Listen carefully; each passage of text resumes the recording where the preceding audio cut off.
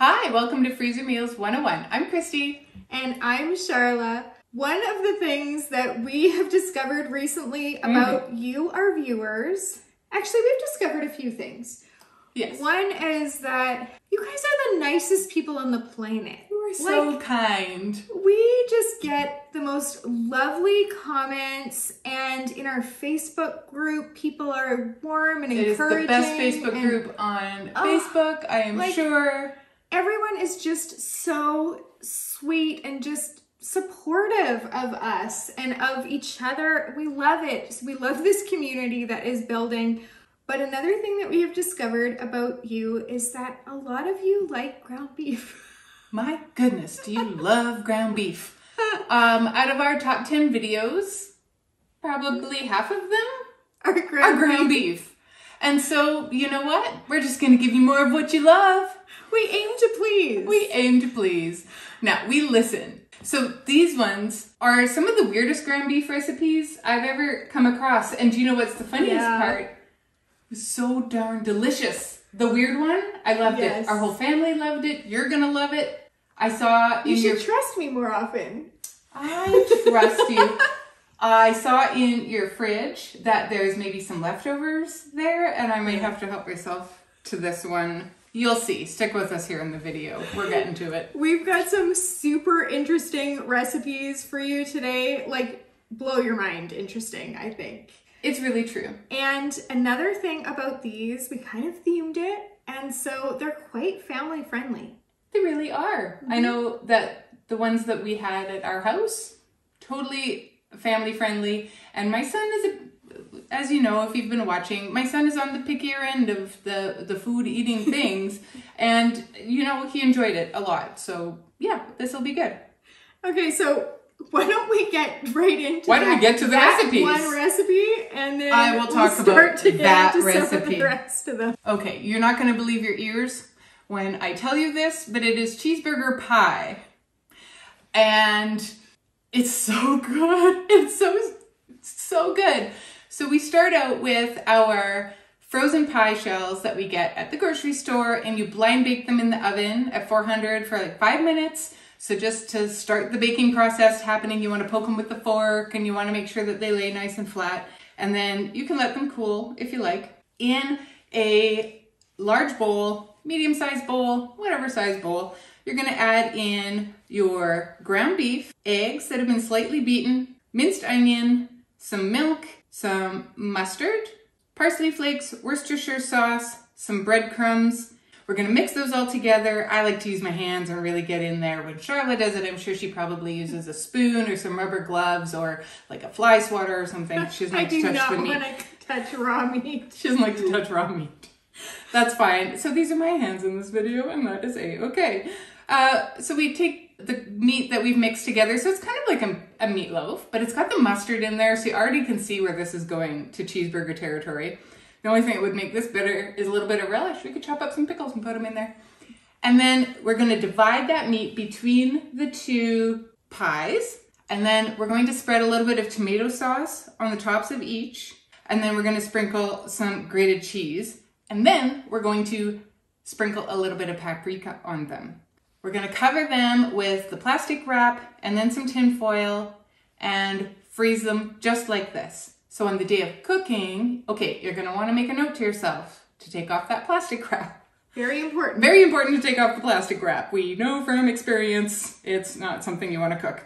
Take off the plastic wrap and the foil. You're going to put these in the oven at 350 for about 45 minutes. You're going to allow that meat to cook right through. You're going to let it sit for a bit once it's out, and you're going to cut it up and serve it like pie. The pie crust is baked. It does not get soggy. It does not get greasy, because that's something that I thought that I would experience like you would with a meatloaf, but it doesn't.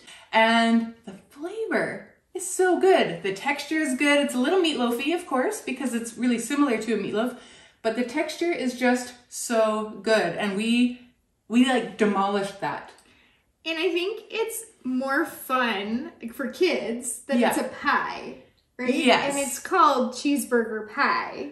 Yeah. So it's just got that fun factor. And if they wanted to add a little bit of extra ketchup or something like that, you don't need it moisture-wise because you've got the tomato sauce layer on there. Right. But just, you know how kids then it's sometimes like to right. make it burger-like. Yeah. You could. No, this was a really good one, and it was a surprise because sometimes Charlotte, like, you know, she comes up with some funny ones. She's been making this for years. This is our first time making this with the club. Yes, like, it is. I'm glad that we can show this one to you because it is kind of a hit.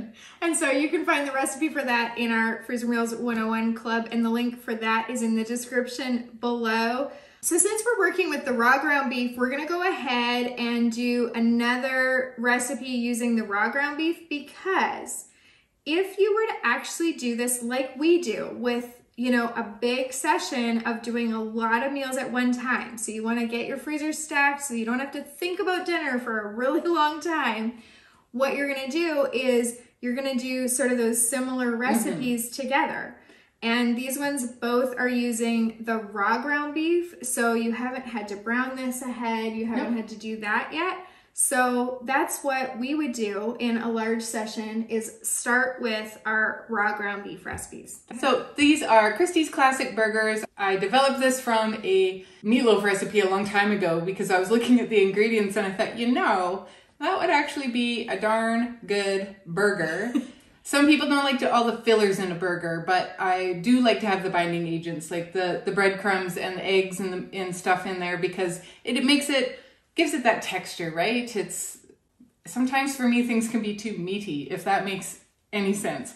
So maybe these won't be the ones for you, but they are flavorful and they are good. So we'll start out with our ground beef. We're going to add in breadcrumbs and graham cracker crumbs, minced onion, a couple of eggs beaten lightly, a little bit of pepper, and some onion soup mix. We use 3 tablespoons of onion soup mix, which is equal to 1 packet if you're going to buy it in the soup aisle at your store. We just get ours in bulk because we can get it MSG free, which is the way we like it. We're gonna mix it all together again, using my hands, got my sleeves up. We're gonna form it into our patties. How I did this was I used a 1/2 cup measuring cup scoop. Because it's 2 pounds of ground beef, I'm gonna get approximately 8 scoops, which is gonna make 8 burgers that are gonna be 1/4 pound each. That was some simple math. I didn't have to use a kitchen scale. It's better than eyeballing them. So I got them out onto the tray. Then we're gonna transfer them into freezer bags later, but I just wanted to get the right amount of meat on all of these, and then I can kind of eyeball if they look like the right amount. Then I shape them. And here's something that we learned from one of our viewers in the past when we've made burger patties, is that if you put a thumbprint in the middle, you know how sometimes when you make homemade patties and they puff up on the barbecue and that middle part puffs up?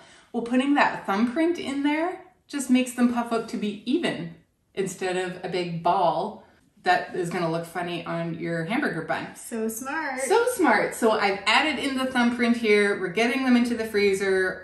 We're freezing them, getting them into our large freezer bag, sealing that up, and now we are ready to go for barbecue season. That is such a great tip. We learn the best things from our viewers. We totally do. If you want to take the stress out of meal times this summer, we invite you to check out our Summer Meal Survival Kit, available only for a few more days. Check out the link below. This recipe is my husband's favorite. Like, just hands down, favorite recipe of all time. I used to make it a lot more often than I make it now, and so he's always so excited. So when we made this just recently for this video, he was like on the moon.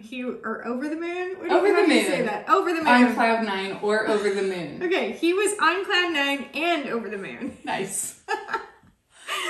So this is our Tex-Mex lasagna. You can again find this recipe in the club. The link for that is down below.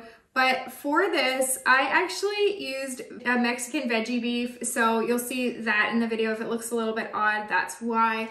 But you can do this. I mean, the actual recipe calls for ground beef, and this is the video you're watching. So go ahead and use ground beef in this. But you're gonna brown your beef for this recipe. So actually, I'm gonna pause. Pause. The rest of the recipes that we are making in this video all need cooked ground beef. Right. So we're grouping it again, right? We had the raw in the beginning and now we're having the cooked after.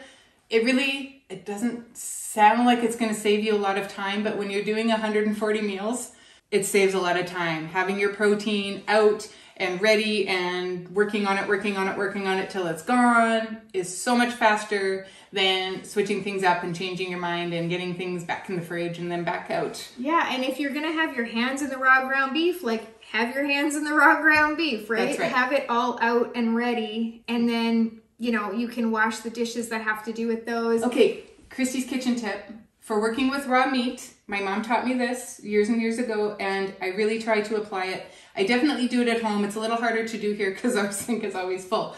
But I always have as hot a water as I can handle it, hot soapy water about that deep in my kitchen sink, so that when I am cooking with chicken and I have to touch it, or if I'm cooking with the raw ground beef, sometimes you need to like get a spoon or you need to touch a drawer handle. It's a quick wash. It's already there. It's ready for you. And then as you're using utensils or something, you can drop them in there. It cuts down on your cross-contamination. It cuts down on the things that you're touching, Salmonella-E or the E. coli-E or whatever you have happening in your kitchen. Hopefully none of those things. But just have that hot soapy water there and then really wash your hands again good and rinse out your sink good before you move on to your next step. So that's just my kitchen tip. Because we like to do things clean and tidy around here. I like it. Kitchen tips with Christy. Well, okay, so for these meals, we're gonna brown a whole bunch of ground beef at once because we're making all these recipes, but we're probably going to at least double each of the recipes because it just makes sense. And hopefully you've found an amazing sale on ground beef to make all these meals. That's right. Or bought it by the case. So you are ready to double these meals. Therefore, you're gonna wanna brown a whole bunch of ground beef at a time. So what I do is I line a cookie sheet with foil. I put all the ground beef on there. I use my mix and chop and just spread all that out, put it into the oven, and then about halfway through, I mix it again and I drain some of the fat off of there and then put it back in the oven to finish cooking. You wanna make sure, of course, there's no pink left in your ground beef. And then it's all ready to go. So I dump it into a really large bowl because we're making lots of recipes out of this. And you're going to want to use a 1 cup measuring scoop that you're gonna keep in that bowl for all these recipes. And that saves time. Yep, because you're going to, when you're measuring out your ground beef for your recipes, 2 1/3 cups equals 1 pound of beef. So whether your recipe calls for 1 pound, 1.5 pounds, 2 pounds, whatever, you're gonna be able to easily measure that into your bags or measure that into your recipe because it's all ready to go. So that's the prep that you're gonna do. You might have to also chop some onions and all of that kind of stuff, but since we're talking about ground beef today, I wanted to tell you we want to tell you everything about ground beef. Ground beef. So in a large bowl, you're gonna throw in your ground beef or the Mexican veggie beef that is browned as well, some minced onions, a can of green chilies, a can of cheddar cheese soup. I know that sounds really weird, but it's good in this. And then you're gonna put in some chunky salsa and you're gonna put in 1/2 cup of cheddar cheese and 1/2 cup of mozzarella cheese, or you can use like a Tex-Mex blend, or you can use a marble cheese, kind of whatever you have on hand is fine. And then you're gonna mix that all together, and then you're gonna put a very thin layer of this sauce on the bottom of your 9x13 pan. You can either use a casserole dish that you're gonna be able to put in your freezer, or you can do this in a foil container that you're gonna be able to freeze and not have to worry about your casserole dish kind of being held hostage in your freezer for a few months or a few weeks. Now, the instructions do say to put a very thin layer of the sauce on the bottom, but this was Christy's first time assembling this. Yes, I'm going to say I thought it looked like a thin layer at the beginning until I got 3 layers in and I realized that my top layer was probably the thinnest layer that should have been on the bottom. And looking back, like I'm an analytical person in that maybe if I made this again, I would divide it out evenly between, like, if I needed 4 even layers, I would do a cross section and just scoop that amount out and make it work. That's how I operate. And for me, this is not, like, you're not wanting an actual layer on the bottom. You're just wanting enough so that your noodles don't stick to the bottom. Yes, don't stick to the bottom. That's it. You're not wanting a real Right. layer. And I was just kind of underestimating how much would be left over by the time I got to the top. And so as I'm making this, I'm saying, Charla, I think I'm only going to get like 2 layers, even though it says 3. And you're like, nope, I make it all the time. There's enough. And I'm like, I don't know if I'm going to be able to pull this off. So maybe this it's not a really great video representation, but it is maybe a good thing for us to talk about while we are showing the video, that if, you know, when she says thin layer, very thin layer, she means very thin layer in the instructions. The other part of that is if I was making this at home without her, and I was starting to run out, I would have totally scrapped that top layer and said, I guess it's short. I guess it's a short lasagna, and that's okay, because done is better than perfect. And if it works for you, then it works for you. The other thing we should mention, maybe at this time, you got an email today saying, hey, can I use gluten-free noodles? I did. One of our club members emailed me today and said, for the Tex-Mex lasagna, would it be okay to use gluten-free noodles? And of course, I'm going to reply to her directly, but I do want to say just publicly, no. Not in this particular recipe. Yeah, tons of our recipes can be converted to gluten-free, and our pasta recipes mostly can be, can use gluten-free noodles. And unless you don't want to cook them and freeze them. You want to cook your gluten-free noodles the day of.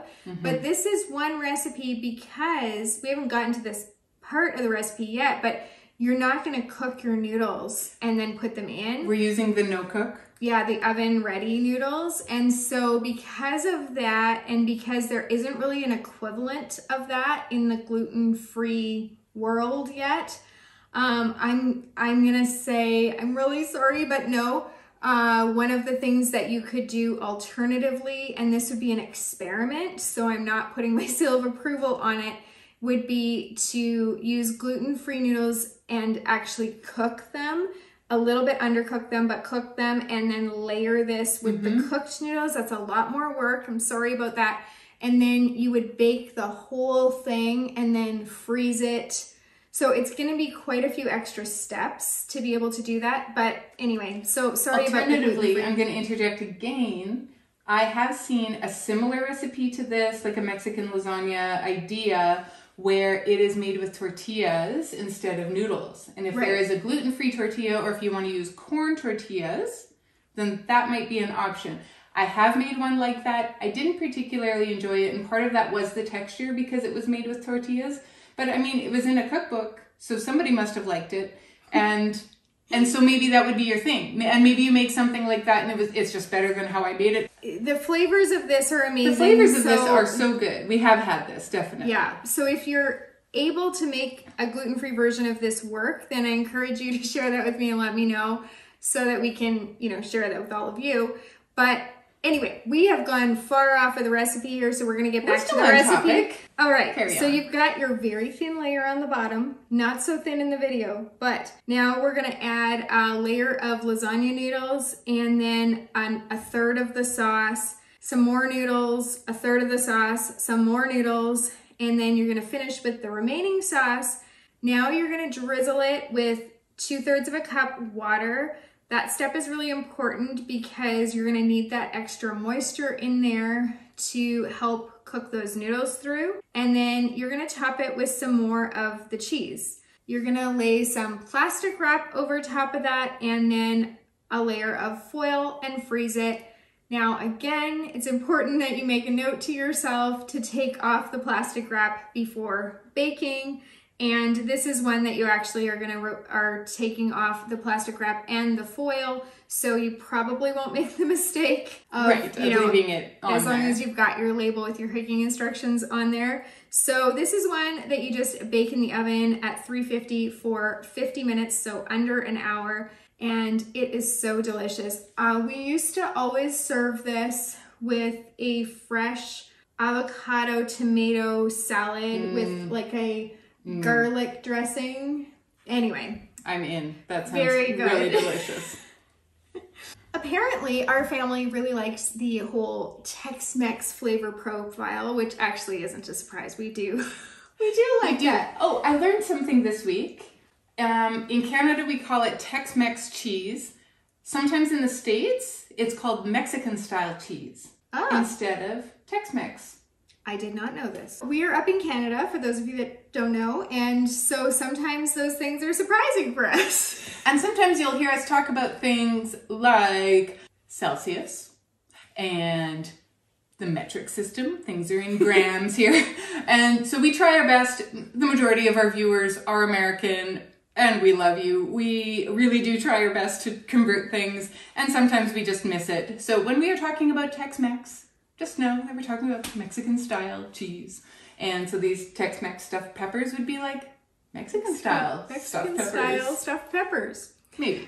So for this, into a large freezer bag, you're gonna measure out 1 pound. So again, 2 1/3 cups of that brown ground beef. You're gonna add some diced onion, some minced garlic. We like to use the jarred minced garlic. It's just a lot faster when you're making this many meals at a time. A cup of frozen corn, or you could use some drained kernel corn from a can. And then we're going to add a cup of rice that's been cooked and cooled. You wanna make sure that things are cooled before you add them to your freezer bag, because otherwise that can contribute to some condensation in the bag, which can contribute to freezer burns. So we're gonna let that rice cool, as well as the ground beef, of course, that's brown. We want that to be cool as well. Then we're gonna add some tomato sauce and 3 tablespoons of taco seasoning, or you could do a packet of taco seasoning. Again, taco seasoning is one of those things that we go through so much of it that we buy it either in a very bulk container or from Bulk Barn. So you're gonna just squish all of that together to combine it. You're gonna take out the excess air, seal it, freeze it, and then on the day you go to serve this, you're gonna thaw this bag, and then when you're prepping things for your dinner, you're gonna cut the top off of 6 bell peppers, hollow them out, and then you're gonna fill them with this mixture and top with some additional cheese. You can use a jalapeno jack, the Tex-Mex cheese, or cheddar cheese, and you're gonna bake this in your oven at 350 for just 30 minutes. And even my kids like this meal, even though it's in peppers, which is kind of surprising, but they look really fun, and they're pretty healthy. Very healthy, something different too. It is something different. My husband super likes this one. It is one of his favorites, and it is something that, like, we make this on occasion, like in our mega sessions, but it's one of those ones that you have to have fresh peppers on hand. Yes. You don't want to freeze your peppers whole because they'll go mushy on you. So you need the fresh peppers, and you kind of want to pick peppers that are even on the bottom. Otherwise you have to, like, they'll topple. You kind of have to prop them up against the or other peppers. I'll just cut the part of the bottom off, but just not all the way through, or they'll leak. Yeah. So there's a little bit of finesse happening with these peppers, and there's some planning that has to happen because you have to hit the grocery store before you make these. Yeah. Which is completely fine, because there's a label right on it that says stuff them into fresh peppers. This next recipe was another one that I would put on the weird list, but it actually worked out really, really well. You start out, it's called spaghetti pie. See, with the whole, like, family-friendly fun. It is totally family-friendly. Cheeseburger pie, spaghetti pie. Like, I know. You're not wrong. She's seldom wrong. She's seldom wrong. When it comes to food. I'm wrong about other things all the time. I let her know when she's wrong. We're good friends here, and it's okay. So this is spaghetti pie. When she told me about it, it was along the same time as the cheeseburger pie, and I'm like, what is going on here? But it's okay, bear with me. So instead of having a crust for this pie that you would bake in the oven, like we did with the cheeseburger pie, the spaghetti pie, the crust is spaghetti. So you're gonna see in the video here how I'm doing this. We have to cook our spaghetti first. So like we've mentioned with other pastas, you have to undercook it just a little bit because it is gonna end up being cooked. The recipe calls for 3 ounces of spaghetti, or a loonie size. Now in Canada, we don't have dollar bills anymore. We converted a long time ago, like 1987, I think. I know. Oh, we were babies. We converted to a loonie, which is a coin. It's a little gold coin. It's got a loon on it, which is why we call it a loonie. Our $2 coin is called the toonie, even though it has polar bears on it. But so when Charlotte says in the instructions about a loonie size, it is about that much. Now, I overestimated and I had to fiddle around with the amounts by the time we got it into the pan, but you will see me here taking my time and really making a nice crust out of this cooked spaghetti. With the spaghetti, we're gonna mix it in a bowl with some butter, some Parmesan cheese, and a beaten egg. Now, we had let the spaghetti cool quite a bit. I had let the spaghetti cool quite a bit by the time we got to this point, and the butter didn't melt very well. And so it looks kind of clumpy in there. And I think if I had done it, if you were making this at the time, you could use the hot spaghetti and let the butter do its thing and it would be much better. So you'll notice the little clumps of butter in there, but I think it'll be fine when it goes to cook. So we're going to press the mixture down into the pie plate and make your pie crust. Then we're going to have ground beef in another bowl. So we have our ground beef, a chopped onion, some minced garlic, some tomato sauce, oregano, basil, parsley, and salt and pepper. We're gonna mix all of these together and then put that as your pie filling inside your spaghetti pie crust. We're gonna sprinkle it with some mozzarella cheese that's been grated, and we're going to just put our plastic wrap on and put it in our freezer just like that. On the day of cooking, we're going to take it out, allow it to thaw, and then we are going to cook it for about 15 minutes at 350. Just like the cheeseburger pie, we're gonna cut it into wedges and serve. It's so fun because it's like the flavor of spaghetti, but it's in pie We haven't had ours yet, so I have to ask you, does the spaghetti kind of stick together? Yes, because of the egg, Parmesan cheese, butter mixture, it kind of holds its shape. And so you have a wedge. Use a pie scoop and... Yes. So it's fun. My kids really like this one. And it's one where it doubles really well. So, and it quadruples well, really. So you can make a whole bunch and have them stacked in your freezer and ready to go.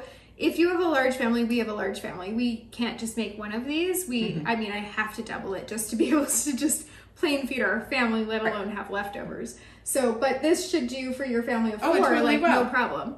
Yeah, that is the cutest darn recipe. Like I said before, a little on the weird side and maybe a little bit more involved, right? Because this one isn't a quick dump and go kind of recipe. This takes a little bit of finesse to get those noodles to sit right in the pan. But it's one of those ones where I think the effort pays off. Yes. And it's a little bit different and, you know, spaghetti pie. So that is kind cute. of exciting. That is cute. Speaking of cute, this one is adorable. It is our meatloaf muffins, and they are always a hit. They really are. Yeah. They're delicious. Once we get to the recipe, which we will right away, there is a lot of flavor in these. Yes, they're very moist. So if you're one of those people that have avoided meatloaf because it's dry, give them a try again, because we have a lot of viewers who love these. We recently made these because one of my sons went to take a summer job. He's 20, and so he's gonna be living in this like dorm style place. And so Christy and I made him 48 freezer meals to take with him, individual. And we made this because, like, how awesome is it? He's got them in these microwave trays where he's got 2 meatloaf muffins, garlic mashed potatoes in the middle, and then different vegetables on the side. Yes. So you can just microwave that, and if he wanted to, he could make some gravy, just a gravy packet or whatever, and pour it over top. And I mean, that's pretty gourmet for a 20-year-old. I would say so. But what else is great about these is because you can freeze them individually. You know, if you're a senior, if you're living alone, or just there's 2 of you, sometimes it's hard to cook for just 1 or 2 people. This is one of the best ones because you can just take out however many you need to eat and let them thaw and go. And that way you're not eating the same thing over and over again, and there's a bit of variety there, and it's just small, it's portioned out, and I think that's wonderful. One of the things that I discovered when my kids were really young is that it's way easier to get them to eat anything in a muffin tin tray. I remember your muffin tin trays. You have to show them a picture. I'm sure you have some. I have pictures. Yeah. I used to make for every lunch snacks, not every snack, but some snacks, but every lunch. I was homeschooling my kids at the time, and I would make them these themed muffin tin trays. I remember. And I could get them to eat pretty much anything. Like, I got them to eat lima beans. It was a great way to get them to try new foods because they could see that there was really only just a little bit in there. Like, what kids like olives? I come over one day with my kids to come play, and they're just finishing up lunch, and she's got goldfish crackers and some cheese cut up and like olives. And I'm like, she's feeding your kids olives, and they eat them. And she said, well, not all of them, but yes, they're willing to try it. And so sometimes we would do them themed, like with a letter. Right, so everything had to start with a certain letter. So like F would be like French fries, fish, fava beans, fruit. Oh like, my, yes, yeah. And so again, with like fava beans, you're not normally gonna have your kids eat that, or edamame or whatever. But if if it's in this thing where it's fun because everything, that starts with F too. What? Fun. How do you put that in the pan, Charlotte? Go on. You call it cheeseburger pie because that's pretty fun. Or like if you can shape the cucumbers into little flowers. I no longer have time to do these things, but at the time I would shape, like I had this little press, and I would shape the cheese and the cucumbers and whatever into little shapes, and it was fun and themed and whatever. You'll see because I'll stick some pictures up. She was a Pinterest mom in a past life. And she still kind of is, but it's just morphed a little bit.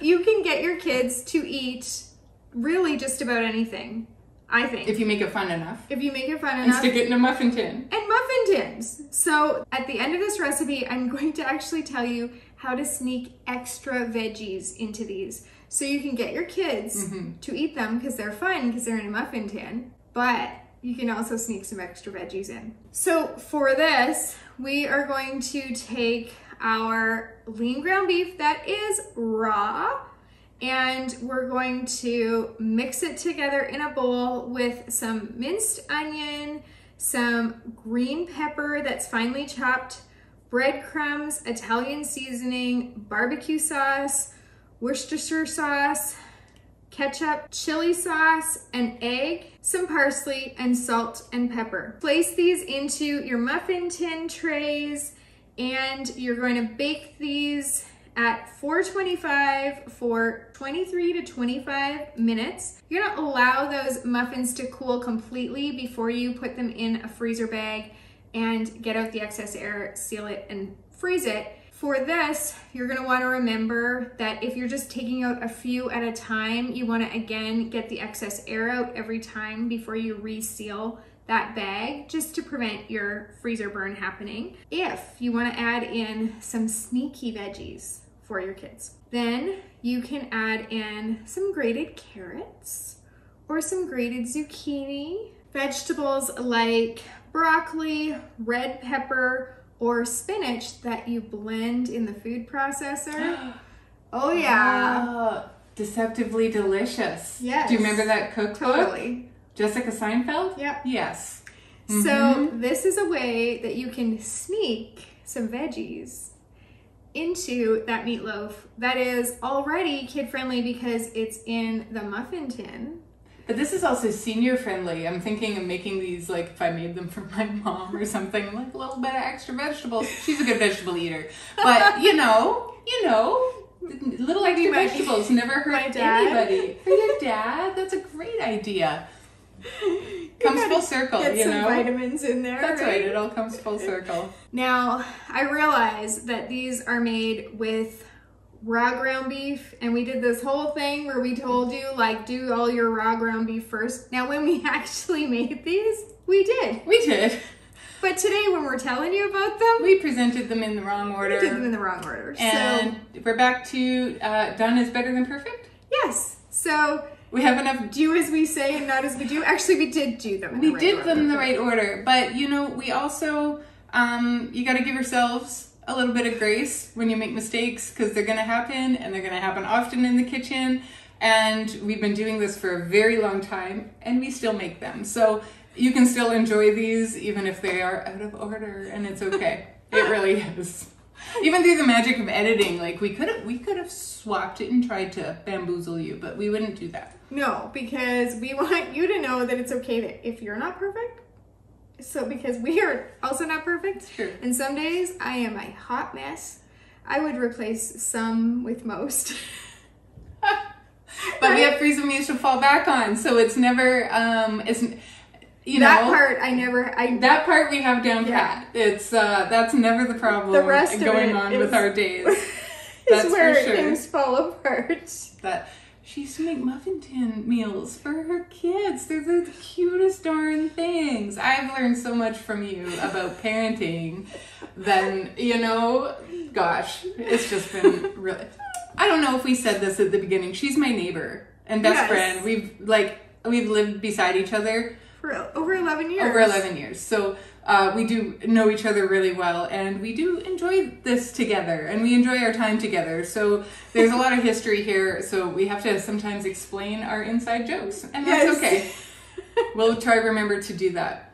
We're so glad that you joined us today, and we are glad that you like ground beef recipes, because we got a bunch of them. Since you love ground beef so much, or I assume you do because you watched to the very end of this video, we're going to put a link right there to more ground beef. It is the best, and we're the luckiest that you're here. Thank you for joining us. We really appreciate you. Happy cooking. Don't forget to grab your summer meal survival kit.